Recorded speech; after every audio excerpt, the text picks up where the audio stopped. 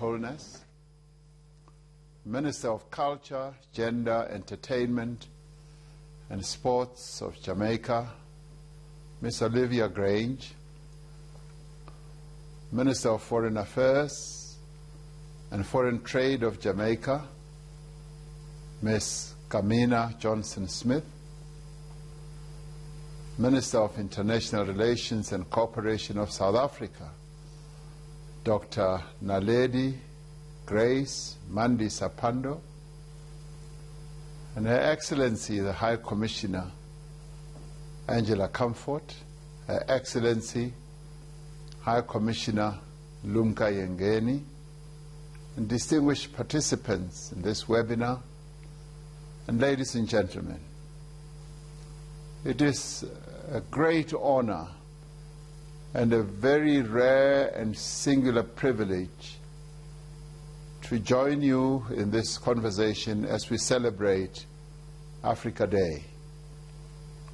Our thanks go to the people and the government of Jamaica, and to you, my good friend, Prime Minister Holness, for having called me and spoke to me about this webinar many moons ago that demonstrates your forward planning. I thank you for hosting this engagement and for reminding us of our shared heritage, our shared values, our shared aspirations, and indeed, our shared future.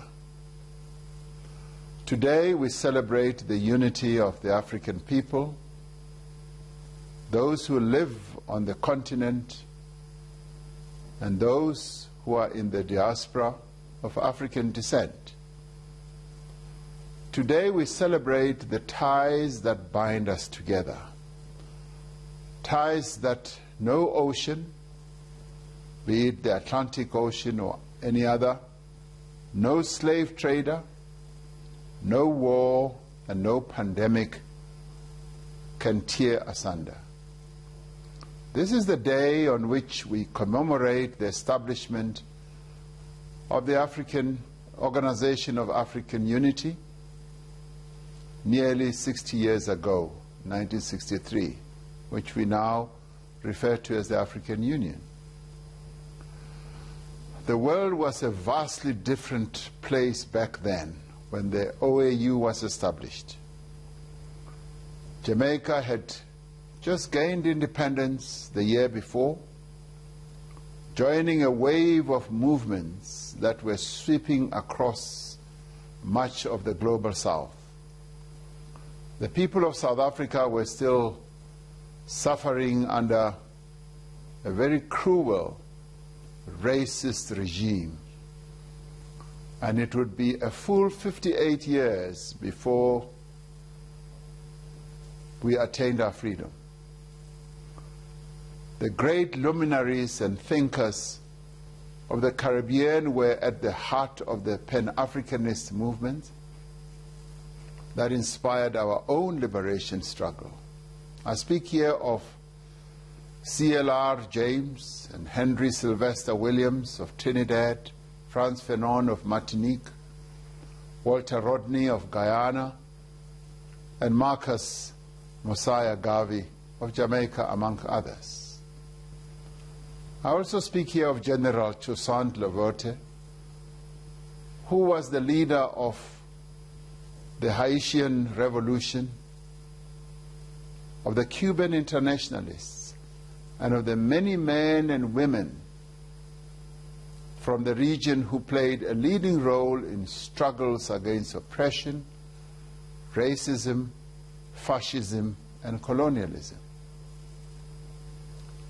I speak also of Robert Nesta Marley, one of Jamaica's most famous sons, whose music didn't define just one generation, but continues to provide hope and inspiration to people around the world even today.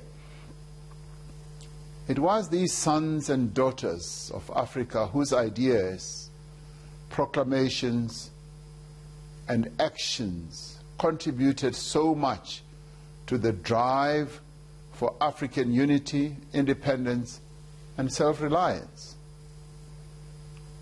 This conversation today is particularly meaningful for us as South Africa. We remember with the deepest of humility and gratitude the invaluable support from Jamaica. Jamaica gave our struggle a real big boost of support. Jamaica was one of the first countries to impose a trade embargo on apartheid South Africa and supported successive UN resolutions aimed at the elimination of apartheid. In 1987, the President of the African National Congress, which I lead today, Oliver Tambo, visited Jamaica and delivered an important speech in Kingston on the unity of the African diaspora.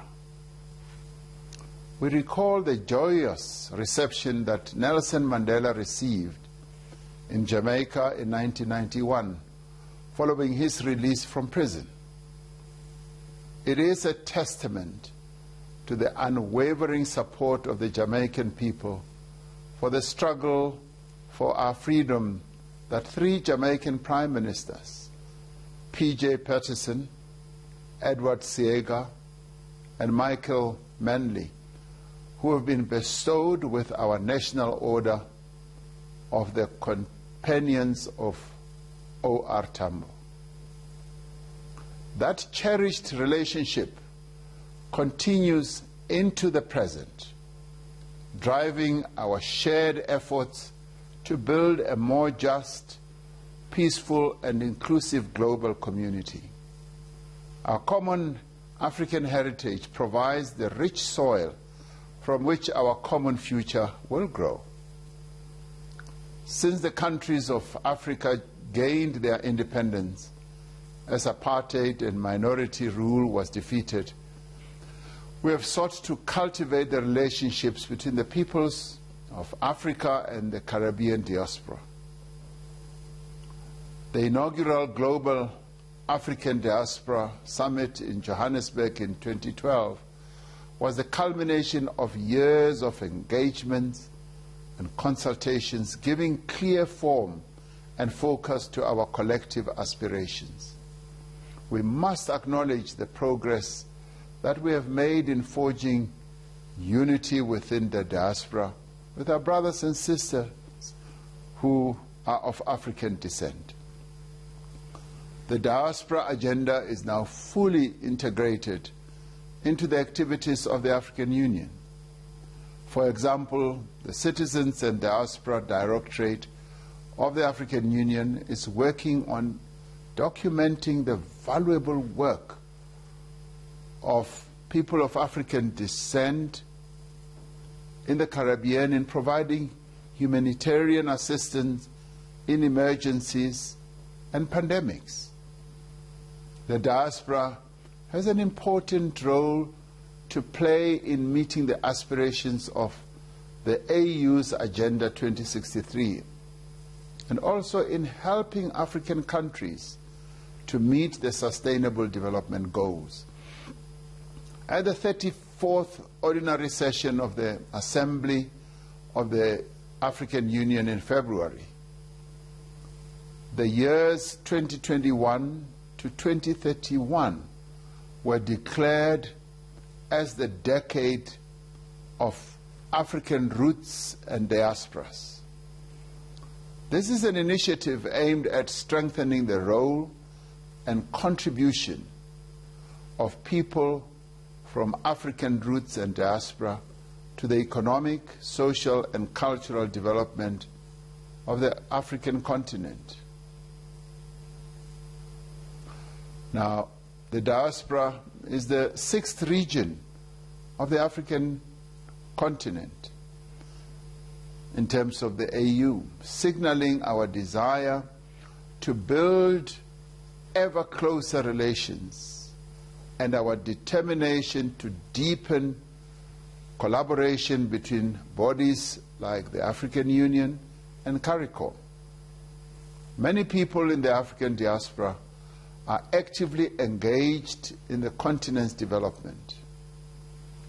This global African community, made up of people of African descent, represents a vast pool of knowledge, expertise, energy, and commitment, able to make a tremendous contribution to Africa's growth and progress.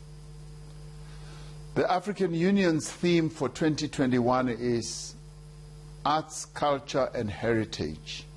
Leave us for building the Africa that we want. This is part of our effort to enhance the contribution of art, culture, and heritage as a catalyst for social and economic development and integration. It is an opportunity to explore, to celebrate, and develop all of Africa's cultural treasures, both those that reside on this side of the Atlantic and those that reside on your side. Our shared histories provide many opportunities to deliver a unified message to the world about the vast potential of the African continent. These are opportunities to influence policies that unlock trade, investment, and development. At the same time, our common histories and experiences must be harnessed in the cause of justice for the descendants of victims of the transatlantic slave trade. We commend the advocacy of the government of Jamaica as part of the CARICOM Reparations Commission for Reconciliation, Truth, and Justice for victims of slavery and their descendants.